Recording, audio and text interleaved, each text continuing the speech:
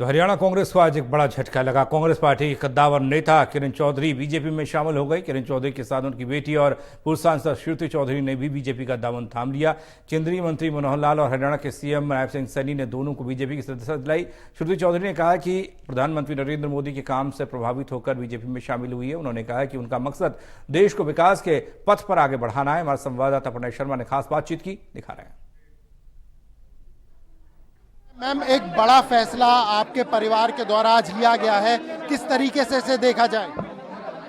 आपको मालूम है कि हमने आज जो ज्वाइन किया है वो एक प्रेरणा स्रोत हमारे लिए आदरणीय मनोहर लाल खट्टर जी बने, जिन्होंने हमेशा चौधरी बंसी लाल जी की बहुत बड़ाई करी है और उसी तरीके से, उसी ईमानदारी के साथ प्रदेश का नेतृत्व किया है।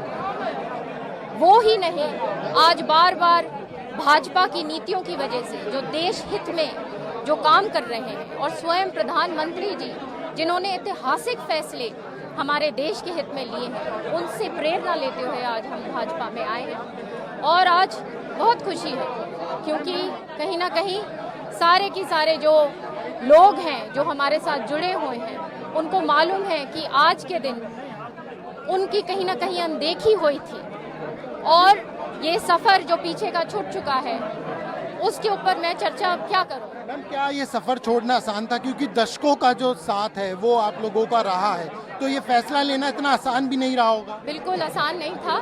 जैसे आपको पता है कि किरण जी की तो 40 साल के करीब उनके लग गए और मैंने भी जब से मैं राजनीति में आई हूँ तो कांग्रेस पार्टी में ही आए हैं, तो उसी में काम किया है। तो ये फैसला आसान नहीं था, लेकिन आसान जैसे ही फैसला ले लिया तो बहुत, जैसे कहते हैं कि रास्ता सामने तय और भी आसान होता गया, क्योंकि दिखता गया कि किस तरीके से यहाँ पे लोग देश हित के लिए, प्रदेश के लिए और पार्टी के लिए काम करते हैं।